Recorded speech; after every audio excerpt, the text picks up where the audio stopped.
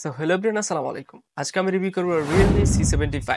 এই ফোনটা আমার কাছে দীর্ঘ 1 মাস ধরে ব্যবহার হচ্ছে। এটার ভালো দিক মন্দ দিক সবকিছু নিয়ে আজকের ভিডিওতে থাকছি। আমি তামজিদ, আপনারা দেখতেছেন TTW, মানে তামজিদ দি ওয়ার্ল্ড।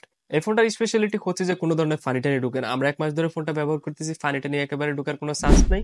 অনেকবার আমরা ফানিতেও চুবিয়েছি, বাট যারা একেবারে গভীরে নিয়ে যাবেন ফানির, তখন কিন্তু ফানি ঢোকার পসিবিলিটি অনেকটাই বেশি। আমরা যে ফোনটা 1 মাস ধরে ব্যবহার করতেছি, কখনো ল্যাগ করে বসে থাকে, হ্যাং করে বসে থাকে, কখনো চলে না, এবং কি টাচ সেন্সর মিস হয়, ওসব ধরনের ইস্যু আমরা একেবারে ফোনটা থেকে ফেস করে নিই। আর এই ফোনটা কেনার পরে গ্রিন লাইনের ইস্যু একেবারে নেই, কারণ এখানে IPS LCD প্যানেল ব্যবহার করা হয়েছে।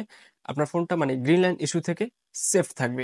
আমরা এই ফোনটা অনেকদিন ধরে ব্যবহার করতেছি, নেটওয়ার্ক জনিত কোনো ধরনের ইস্যু এবং কি কোনো ধরনের সমস্যা ফোনটা থেকে আমরা একেবারে ফেস করে নিই। আর এই ফোনটার প্রসেসর রয়েছে MediaTek Helio G92 ম্যাক্স, যেটা খুবই লেটেস্ট আর নিউ একটা প্রসেসর। আমরা এই ফোনটা দিয়ে খেলেছি ফ্রি ফায়ার এবং কি অনেকগুলো 2D গেমস, খুবই স্লিম ভাবে খেলা যায়। কিন্তু যখন আমরা ফ্রি ফায়ার খেলি, লেগে লেগে একটা ফিল পাই ফোনটার আরেক। আর এই ফোনটার আরেকটি স্পেশালিটি হচ্ছে যে এটা 6000 mAh একটি ব্যাটারি, এবং কি ফোনটাকে ফুল চার্জ করার জন্য রয়েছে 45 ওয়াট একটা ফাস্ট চার্জার, যেটা দিয়ে আপনি ফুল চার্জ করতে মেবি আপনার 45 থেকে 50 মিনিটের মতো সময় লাগবে। একবার ফুল চার্জ করলে আপনার 2 দিনের মতো ঠিক ব্যাকআপ পেয়ে যাবেন ফোনটা থেকে। ফোনটা খুবই স্লিম এবং কি ওজনে কম থাকার কারণে কিন্তু আমরা সব জায়গায় ক্যারি করে নিতে খুবই কমফোর্টেবল লাগে ফোনটা। আমরা এই ফোনটা যখন অনেকক্ষণ ধরে ব্যবহার করতেছি, মোটামুটি ভালোই হিট হয়।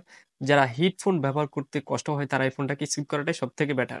ফোনটার ফিঙ্গারপ্রিন্ট সেন্সটা যদিও সাইড মাউন্টেড হয়, আমরা টাচ করার সাথে সাথে ফাস্ট ফাস্ট খুলে যায়, কখনো মিস করার ইস্যুটা আমরা একবারে ফোনটা থেকে পাইনি। এই ফোনটার ক্যামেরাটা মোটামুটি ডিসেন্ট টাইপেরই রয়েছে। যারা একটু ব্লগিং বা সামথিং ফটো টটো করেন, তারা চাইলে ফোনটা পারচেস করতে পারেন। মোটামুটি ক্যামেরা পারফরমেন্স আমার কাছে ভালোই লাগছে। ফোনটাতে ব্যবহার করা হয়েছে দুটি স্পিকার, মানে ডুয়াল স্পিকার। যখন আমরা মিউজিক প্লে করি, খুবই স্লিম ভাবে কিন্তু ফোনটার সাউন্ড বেড়ে। যখন আপনি 100 ভলিউম দিবেন, তখন কিন্তু ডিসকাশন মোটামুটি লক্ষ্য করবেন ফোনটা থেকে।